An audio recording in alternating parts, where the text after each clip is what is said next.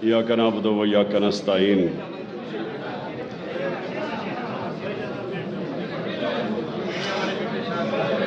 मेरे मोअज़्ज़ज़ उलमा, मोअज़्ज़ज़ मशाइख, मैं पहले तो आप सबका शुक्रिया अदा करता हूँ। आप यहाँ तशरीफ़ लाए और मैंने आपकी तकरीरें भी सुनी। तो मैं सबसे पहले आपको एक अपनी बात शुरू करने से पहले मैं ये वाज़ेह कर दूं, थोड़ा इस तरफ हो जाओ, थोड़ा इधर, और आप भी इधर नीचे हो जाओ, वो नहीं देख सकते। तो मैं ये वाज़ेह कर दूं कि मैं कोई इस्लाम का कोई आलिम नहीं हूं। मैं कोई एक अपने आप को स्कॉलर नहीं समझता इस्लाम का, लेकिन मैं जिस तरह कल भी मैंने ये बात की कि मैंने अपनी ज़िंदगी के तजर्बे से और मैंने बड़ा मगरबी कल्चर अंदर से देखा और अपना तो मैं जानता था। हम बड़े हुए एक ऐसे घर में जिधर शुरू से ही हमें बड़ी तरबियत दी गई इस्लाम की। तो लेकिन मुझे जो फ़र्क है बाकी लोगों से, मैं जो मगरबी कल्चर है वो मैं शायद ही कोई इतना बेहतर समझता हूँ जो मेरे से ज़्यादा। तो जो मेरा जो ज़िंदगी का सफ़र वो इस तरह हुआ कि मैं जब दोनों कल्चर का मुआजना किया तो आहिस्ता आहिस्ता मैं इस नतीजे पे आता गया कि वो जो मगरबी माशरा हमारे से आगे निकला है और हम पीछे रह गए। मैं आहिस्ता आहिस्ता उस नतीजे पे आ गया कि उसकी एक वजह है कि हमारे नबी सल्लल्लाहु अलैहि वसल्लम रहमतुल आलमीन, हमारा जो रब है वो रब्बुल आलमीन है, रब्बुल मुस्लिमीन नहीं है, मुसलमानों का खुदा नहीं है, इंसानों का खुदा है। और हमारे जो नबी सल्लल्लाहु अलैहि वसल्लम थे वो सारे इंसानों के लिए रहमत बन के आए थे। अल्लाह चाहता तो वो सिर्फ मुसलमानों के लिए रहमत बन के आए, लेकिन वो सब इंसानों के लिए रहमत बन के आए थे। इसका क्या मतलब है? इसका मतलब ये है कि जब अल्लाह हमें हुक्म करता है कि नबी सल्लल्लाहु अलैहि वसल्लम की शरिया पे चलो, उनकी सुन्नत पे चलो, तो वो हमारी बेहतरी के लिए अल्लाह कहता है। ये मैं आपको फिर बता रहा हूं कि ये मैं अपने जिंदगी के तजर्बे से इन चीजों पे पहुंचा, इन नतीजों पे पहुंचा कि जब अल्लाह हुक्म करता है कि उनकी जिंदगी से सीखो, उनकी सुन्नत पे चलो, तो अल्लाह क्या कह रहा है? अल्लाह हमें क्या, क्योंकि हमारे से प्यार करता है अल्लाह, वो अपनी मखलूक से सबसे ज्यादा प्यार करता है, तो वो हमें वो रास्ता दिखा रहा है जो रास्ता इंसान के अरूज का है। क्योंकि दुनिया की तारीख में ना कोई वो इंसान उस अरूज पे पहुंच सकता है, ना कभी पहुंचेगा जो हमारे नबी सल्लल्लाहु अलैहि वसल्लम पहुंचे। पहुंच ही नहीं सकता कोई इतना बड़ा लीडर नहीं बन सकता। किसी एक अंग्रेजी किताब है कि दुनिया के जो 100 सबसे अजीम लोग, अंग्रेजी की किताब है, विलियम हार्ट अंग्रेज ने लिखी हुई है, उसमें वो किताब 100 इंसानों की बात करता है कि दुनिया के सबसे अजीम इंसान थे। उसमें जो वो सबसे नंबर 1 रखता है वो हमारे नबी सल्लल्लाहु अलैहि वसल्लम को रखता है। क्यों रखता है? क्योंकि किसी इंसान ने इतनी जिंदगी में अचीवमेंट की नहीं, किसी इंसान ने वो दुनिया के अंदर उसको वो उरूज मिला ही नहीं, वो काम किए ही नहीं जो एक इंसान ने किए। मैं जब यूनिवर्सिटी में था, हम किताबें पढ़ते थे کہ جی وہ فلانا آدمی بڑا کامیاب ہے. میں کرکٹ کی بھی کتاب ہے جو اچھا کھلاڑی تھا اس کے اوپر پڑھتا تھا. کیوں پڑھتے تھے؟ کیونکہ ہم ان سے سیکھنا چاہتے تھے, ہمارے رول ماڈل تھے. آج ہمارے بچے بل گیٹس کا پڑھتے ہیں کہ دنیا کا سب سے کامیاب ٹیکنالوجی کا آدمی ہے, کہ وہ کیسے پہنچا. اسٹیو جابز, یہ بڑے لوگ جو کامیاب ہیں, لوگ ان کی کتابیں پڑھتے ہیں. تو جو انسان سب سے دنیا کی تاریخ کا عظیم آدمی تھا, تو اللہ ہمیں حکم کر رہا ہے کہ ان کی زندگی سے سیکھو, کیونکہ اگر آپ نے اوپر جانا ہے تو ان کے راستے پہ چلو. اللہ کو فائدہ نہیں پہنچا سکتا کوئی, اللہ بے نیاز ہے. یہ ہماری بہتری کے لیے وہ کہتا ہے. تو میرا یہ سب سے پہلا یہ نتیجے پہ میں کیسے پہنچا, کیونکہ جب میں نے دونوں معاشرے دیکھے, آپ حیران ہوں گے کہ جو مدینہ کی ریاست کے اصول بنائے تھے میرے نبی صلی اللہ علیہ وسلم نے, آپ حیران ہوں گے کہ وہ ان اصولوں پہ وہ مغربی معاشرے چل رہے ہیں. جو انہوں نے مدینہ کی ریاست پہ ایک ان انسانوں کو جن کی کوئی حیثیت ہی نہیں تھی, ان کو دنیا کی امامت کروا دی.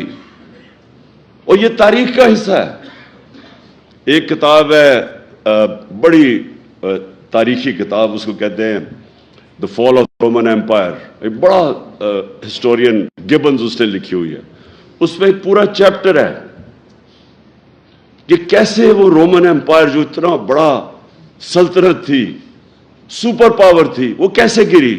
اس میں پورا چیپٹر ہے کہ ایک انسان اٹھا عرب سے اور دیکھتے دیکھتے اس نے گھٹنے ٹیک دیے اس کے سامنے. تو اس نے کیا کیا, جو چیزیں کی نا وہ تھی مدینہ کی ریاست میں انہوں نے بنیاد رکھی.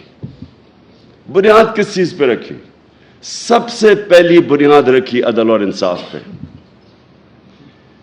یہ جو آپ ایک چیز یاد رکھ لیں کہ جس معاشرے کے اندر قانون کی حکمرانی نہیں, جدھر انصاف نہیں, وہ جانوروں کا معاشرہ ہے. جانوروں کے معاشرے میں انصاف نہیں ہوتا. اللہ نے جتنے اپنے پیغمبر بھجوائے دنیا میں 1,40,000, وہ سارے ایک ہی پیغام دینے آئے تھے کہ جانوروں سے مختلف انسان کی معاشرے میں انصاف ہونا چاہیے. اور انصاف کا مطلب ہوتا ہے طاقتور اور کمزور کے لیے ایک قانون, قانون سے اوپر کوئی نہیں ہوتا. یہ یاد رکھیں, یہ سب سے بڑی بنیاد رکھی جاتی ہے ایک انسانی معاشرے پہ. جو نبی صلی اللہ علیہ وسلم, ان کے پاس ایک قریش, اس نے کہا جی قریش کی لڑکی نے چوری کی ہے, اس کو معاف کر دیں, قریش کی لڑکی ہے. تو انہوں نے کہا کہ میری اگر بیٹی بھی چوری کرے گی تو اس کو سزا ملے گی, کہ کوئی قانون سے اوپر نہیں ہے. اور پھر انہوں نے یہ کہا کہ تمہارے سے پہلے قومیں تباہ ہوئیں, جدھر ایک چھوٹا چور چوری کرتا تھا وہ جیل میں چلا جاتا تھا, لیکن طاقتور کو اس ملک کا انصاف کا نظام نہیں سزا دے سکتا تھا, قوم تباہ ہو جاتی ہے. یعنی کہ جس قوم میں انصاف نہیں ہوتا وہ تباہ ہو جاتی ہے. جو حضرت علی رضی اللہ تعالیٰ نے کہا کہ کفر کا نظام چل جائے گا, لیکن نا انصافی اور ظلم نہیں چل سکتا, ظلم کا نظام. آج اگر آپ نے دیکھنا ہے عدل اور انصاف, میں آپ کو ملک بتا دیتا ہوں. سوئٹزرلینڈ چلے جائیں, سب سے خوشحال ملک ہے, وسائل ہیں ہی نہیں. پاکستان میں اللہ نے اتنی نعمتیں بخشی ہیں وسائل کی حیثیت سے, لیکن سوئٹزرلینڈ میں تو ہے ہی کچھ نہیں. وہاں خوشحالی دیکھیں جا کے. اور ایک انڈیکس ہوتا ہے کہ ایک ملک میں, اسے کہتے ہیں رول آف لا انڈیکس, یعنی انصاف کتنا زیادہ ہے کس ملک میں. آپ حیران ہوں گے کہ مسلمان ملکوں میں 20% بھی نہیں ہے انصاف, رول آف لا. سوئٹزرلینڈ میں تقریباً 100% ہے, کوئی قانون کے اوپر نہیں ہے. انصاف اور خوشحالی, ظلم کا نظام اور تباہی, یہ میرے نبی نے تب کہہ دیا تھا. دوسری چیز, فلاحی ریاست. مدینہ کی ریاست دنیا کی تاریخ کی پہلی فلاحی ریاست بنائی گئی تھی. ریاست نے اپنے کمزور طبقے کی ذمہ داری لی تھی. ریاست نے پورے بیواؤں، معذوروں کو، یتیموں کو، غریبوں کو پینشنز، مسلمان کے زمانے میں، حضرت عمر کے زمانے میں پینشنز آئی تھی، پہلی دفعہ بوڑھوں کو بھی ذمہ داری لی، انسانی معاشرہ تھا۔ آج اگر آپ نے یہ دیکھنا ہے فلاحی ریاست کدھر ہے، ڈنمارک، سویڈن، ناروے، برطانیہ، آپ وہاں جا کے دیکھیں کہ کیسے انسانوں کی قدر ہے۔ میں آپ کو دعویٰ کرتا ہوں کہ وہ اپنے جانوروں کا ہمارے انسانوں سے بہتر دھیان رکھتے ہیں۔ وہاں ایک پولیس والے کو 3 سال سزا دے دی کہ وہ پولیس کے کتے کے اوپر، وہ اپنے کتے پہ کسی نے دیکھ لیا کہ اس کو مار رہا تھا، پولیس والے کو سزا دے دی۔ یا پولیس والے انسانوں کے ساتھ کیا کرتے ہیں؟ ابھی وہ شہباز گل کے ساتھ کیا ہوا ہے؟ 2 دن پکڑ کے اس کو مارا، ننگا کر کے اس کو تشدد کیا۔ وہاں انسانوں کو، انسانیت کا تو نظام اور ہے، وہ جانوروں کو، ان کی ایک ہے RSPCA، وہ دیکھتی ہے کہ کئی جانوروں پہ تو نہیں ظلم ہو رہا۔ اور یہ کدھر شروع ہوا تھا؟ حضرت عمر نے کیا کہا تھا کہ اگر کتا بھی میری ریاست کے اندر بھوکا مرے میں ذمہ دار ہوں۔ بس میں ذرا چاہتا ہوں کہ میری آپ آج بات سن لیں، کیونکہ میں پھر آخر میں آنے لگا ہوں یہ حقیقی آزادی کے اوپر۔ دیکھیں، جو نبی صلی اللہ علیہ وسلم کی سنت پہ چلے گا معاشرہ، وہ اوپر چلا جائے گا، چاہے وہ مسلمان ہے یا نہیں ہے، کیونکہ وہ رحمت للعالمین ہے۔ اور جب ہم اپنے آپ کو مسلمان کہتے ہیں اور ان کے اصولوں پہ نہیں چلتے تو پھر ہمارے سامنے تو انہوں نے کہا ہے کہ قومیں تباہ ہو جاتی۔ آج اب دیکھیں، میں زندگی کے 20-30 سال مغرب میں گزارے، وہاں تصور بھی نہیں کوئی کر سکتا کہ ایک ملک کا مجرم پکڑا جائے کہ لندن کے اندر بڑے بڑے محلات لیے ہوئے اور ایک رسید نہیں ہے کہ کدھر سے پیسہ آیا۔ 3 دفعہ پرائم منسٹر، بچے اس کے لندن بیٹھے ہیں، اربوں روپے کے گھروں میں رہتے ہیں، کہتے جی ہم پاکستانی شہری نہیں، اس لیے ہم بتاتے نہیں ہمارے پاس پیسہ کدھر سے آیا۔ وہ عدالت، سپریم کورٹ اس کو کنوکٹ کرتی ہے، مفرور جھوٹ بول کے ملک سے باہر بھاگتا ہے، اور وہ آج پاکستان کے فیصلے کر رہا ہے۔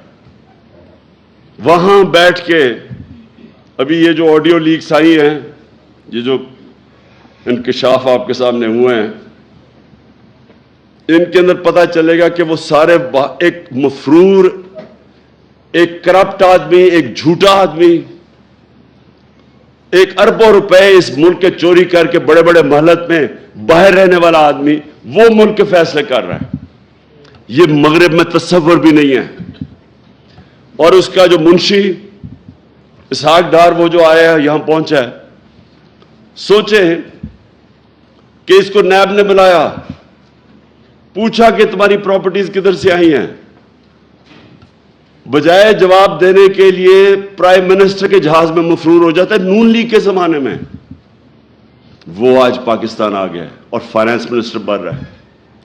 یعنی اب پاکستان کا پیسہ، فائنانس کس کے حوالے کر رہے ہیں؟ جو مفرور 5 سال سے بھاگا ہوا تھا کہ جی میری طبیعت ٹھیک نہیں تھی، وہ ابھی تک یہی نہیں پتا کہ 5 سال کس چیز کا علاج ہو رہا تھا، اس کا کوئی ایسی بیماری ابھی تک پتہ ہی نہیں ہے جس کو 5 سال لگ رہے تھے، وہ بیماری نہیں تھی، ڈرا ہوا تھا، اور تب اب ڈیل کر کے یہاں پہنچا ہے، اور اب آ کے پاکستان کا فائنانس منسٹر بنے گا۔ 22 کروڑ قوم کی، یعنی آپ کے خزانے پر بیٹھے گا، بلے کو بٹھاؤ گے دودھ کی حفاظت کرنے کے لیے۔ یہ کسی مغربی معاشرے میں نہیں ہو سکتا، کیونکہ وہاں انصاف ہے۔ اور میں جب یہ چیزیں آپ کے سامنے رکھتا ہوں، اور یہ جو ابھی آپ نے فضل الرحمان کی بات کی، یہ اس گورنمنٹ کا حصہ ہے جدھر یہ ظلم ہو رہا ہے۔ سارے 60% جو کیبنٹ بیٹھی ہے 60% کیبنٹ ضمانت پہ ہے, کرپشن کے کیسز کی ضمانت پہ ہے. یہ کس مغربی معاشرے میں ہوگا؟ اس لیے وہ ہمارے سے آگے ہیں کہ وہ ان کے جو احکامات میرے نبی نے ہمارے لیے مسلمانوں کے معاشرے کے لیے جو ہمیں کہا تھا کہ یہ آپ کے لیے لازمی ہیں, وہ ادھر چل رہے ہیں. انسانیت وہاں بہتر ہے, فلاحی ریاست بہتر ہے. وہاں غریب آدمی بے روزگار ہوتا ہے, اس کو پیسے ملتے ہیں جب تک روزگار نہیں ملتا. وہاں غریب آدمی کے لیے بہترین سکول ہیں, مفت پڑھائی ہے. غریب آدمی کسی ہسپتال میں جائے اس کو مفت علاج ملتا ہے. جو ہم نے کوشش کی ہیلتھ کارڈ لا کے کہ عام لوگوں کے لیے, غریب گھرانے کے لیے ہیلتھ انشورنس کہ 10 لاکھ تک کہیں بھی علاج کروا سکو, یہ تو ہم نے شروع کیا. یہ سارے مغرب میں ہیں. ادھر فلاحی ریاست ہے, عدالت میں جاتا ہے غریب آدمی, حکومت اس کو وکیل کر کے دیتی ہے, حکومت انصاف دیتی ہے اس کو. اس لیے اللہ کی برکت آتی ہے وہاں. جب غریب آدمی کی آواز, اس کی جب دکھ اور درد کی آواز اوپر سنتا ہے, اور جب آپ اس کی خدمت کرتے ہیں وہ بھی سنتا ہے اوپر والا. تو میں نے وہ معاشرے دیکھے ہیں. اس لیے جب میں آیا تو حکومت میں جب میں آیا, حکومت سے پہلے میں بات نہیں کی. جب میں حکومت میں آیا, پرائم منسٹر بنا, تب میں شروع ہوا کہ یہاں ریاست مدینہ کے اصولوں پہ پاکستان کو کھڑا کرنا ہے. اس لیے کیا کہ یہ کوئی نہ سمجھے کہ میں ووٹ مانگنے کے لیے کر رہا ہوں, کہ لوگ میری نیت پہ نہ شک کریں. جس طرح فضل الرحمان اسلام کو بیچتا ہے, اس کو جو مرضی فتویٰ دلوانا اسے دلوا لو, اگر اس کو تم پوزیشن دے دو. اس کا تو مقصد اسلام, اگر 30 سال سے وہ پالیٹکس میں ہے, مجھے بتائیں کہیں دنیا کے اندر اس نے ایک دفعہ اسلام کی کوئی بات کی ہے باہر جا کے؟ اور یہاں بتائیں پاکستان میں کتنے لوگ اس کو دیکھ کے مسلمان ہوئے ہیں؟ میں دعویٰ کرتا ہوں کہ لوگ اس کو دیکھ کے اسلام سے دور ہو جاتے ہیں, کیونکہ وہ جب دیکھتے ہیں کہ صرف ایک انسان کے جو دین کے اوپر بات کر رہا ہے, سارا بات فتوی دین پہ دے رہا ہے, اور اس کے ضمیر کی قیمت ایک ڈیزل کا پرمٹ ہو, کون اس کو سمجھے گا؟ اس لیے میں آپ سے آج اپنے علماء اور مشائخ آپ سب سے یہ کہنا چاہتا ہوں کہ دیکھیں یہ ایک پاکستان ایک فیصلہ کن موڑ پہ کھڑا ہے. انہوں نے جو باہر کے لوگ تھے, جو باہر کی قوتیں تھیں, وہ اس لیے نہیں انہوں نے مجھے یہ سازش کر کے ان ساروں کے ساتھ مل کے اندرونی اور بیرونی ملک مل کے سازش کر کے ہٹایا. اس لیے نہیں ہٹایا کہ وہ مجھے جانتے نہیں ہیں.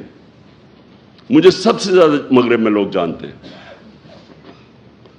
انہوں نے اس لیے ہٹایا کہ وہ اس ملک میں ایسے لوگ چاہتے ہیں جو ان کی غلامی کریں, اور جتنا بڑا ڈاکو ہوتا ہے اتنا ہی وہ بزدل ہوتا ہے, کیونکہ اس کو پیسہ بچانا ہے اپنا. پیسے بچانے کے لیے وہ ملک کو قربان کرنے کے لیے تیار ہو جاتا ہے. ان سب کے پیسے باہر پڑے ہیں, ان کا اربوں ڈالر باہر پڑا ہے, چاہے یہ زرداری ہو, چاہے نواز شریف ہو, یہ خان 30 سال سے پیسہ چوری کر رہے ہیں ملک کا. ان کو اسی طرح کے لوگ چاہیے آپ کے اوپر, کیونکہ وہ جو ان کو کہیں گے وہ کریں گے. جب زرداری اور نواز شریف 10 سال 8 سے لے کے 18 تک جب یہ اقتدار میں تھے, 400 ڈرون اٹیک کیے امریکہ نے پاکستان پہ. یہ دنیا کی تاریخ میں کبھی نہیں ہوا کہ جس ملک کے لیے آپ جنگ لڑ رہے ہیں وہ آپ کے اوپر ہی اٹیک کر رہا ہے. یہ کہیں نہیں ہوا آج تک. اور یہ سارے انسانی حقوق کی خلاف ورزی تھی, یہ سارے انٹرنیشنل لاز کی خلاف ورزی تھی. کوئی قانون آپ کو اجازت نہیں دیتا کہ آپ ہی فیصلہ کریں دہشت گرد کو آپ ہی مار دیں. ہمارا وہ الطاف حسین بیٹھا ہوا لنڈن میں 30 سال سے, کیا کہیں گے کہ ہم ڈرون میں اٹیک کر کے اس کو مار سکتے ہیں؟ کوئی اجازت دے گا آپ کو؟ کہیں گے عدالت میں جاؤ. اور ہمارے یہاں لوگوں کو کتنے بے قصور لوگ مارے یہاں. اور یہ دو بیٹھے ہوئے تھے, ایک دفعہ ان کے منہ سے امریکہ کے خلاف بات نہیں نکلی. کس نے اس کے خلاف پروٹیسٹ کیا؟ تحریک انصاف نے. ہم نے جا کے دھرنے دیے ڈرونز کے خلاف، ہم نے جا کے ساری جگہ اٹھایا. ان دونوں حکمرانوں نے کبھی کچھ نہیں کیا کیونکہ ان کے پیسے باہر پڑے ہیں، یہ اپنے پیسے کے غلام ہیں. آزادی جو حقیقی آزادی ہے وہ سب سے پہلے تو وہ آتی ہے کہ ایک حکومت ایسی ہو جو اپنے لوگوں کی بہتری کے لیے فیصلہ کرے، جو اپنے جس نظریے سے پاکستان بنا تھا اس کے لیے فیصلے کرے. اور وہ جب آپ ایک آزاد خود جب حکومت آتی ہے جو آزاد فارن پالیسی، تو وہ اس کو مشکل وقت سے نکلنا پڑتا ہے، کیونکہ آزادی کوئی پلیٹ میں نہیں دیتا کسی کو. آزادی کے لیے جدوجہد کرنی پڑتی ہے. ہمارے نبی صلی اللہ علیہ وسلم مدینے میں پہلے دن آزادی نہیں مل گئی تھی، کفار نے پوری کوشش کی. جنگ احد کے اندر بڑی مشکلوں سے مسلمان بچے. پھر جنگ خندق کے اندر تو سارے سمجھ رہے تھے کہ بچیں گے نہیں، اتنی بڑی فوج آئی اور گھیر لیا تھا ان کو. تو جدوجہد کی، قربانیاں دیں، پھر آزاد ہوئے اور پھر ایک عظیم قوم بنے. غلام تو کبھی اوپر جا ہی نہیں سکتے. اور جب ایک مسلمان دعویٰ کر دیتا ہے کہ لا الہ الا اللہ، اور پھر وہ کیسے کسی کی غلامی کر سکتا ہے؟ اس کا مطلب کہ آپ نے جو اللہ سے وعدہ کیا ہے، آپ نے حلف لیا ہے، لا الہ الا اللہ، اللہ سے آپ کا حلف ہے کہ اے اللہ تیرے سوا میں کسی کے سامنے نہیں جھکوں گا، پھر آپ کیسے کسی کی غلامی کر سکتے ہیں؟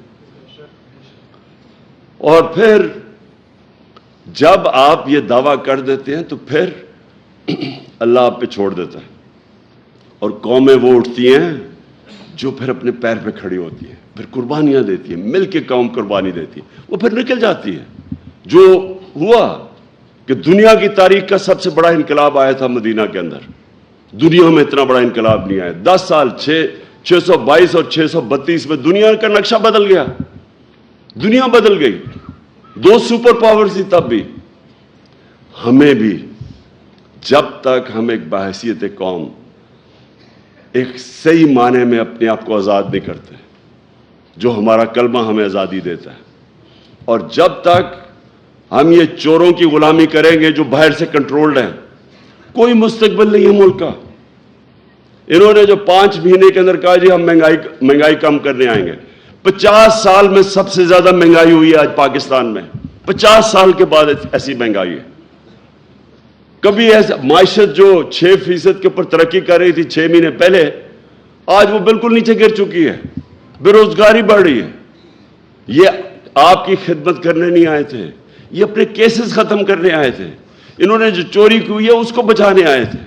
یہ اسحاق ڈار جیسا فراڈ، یہ اب اسی NRO ڈیل کے تحت یہ پاکستان پہنچا ہے. اور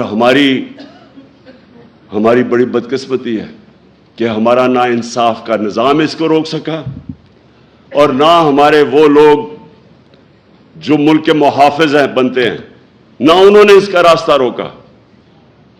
اور کون روکے گا؟ انشاءاللہ آپ کا بھائی عمران خان انشاءاللہ اس کا راستہ روکے گا.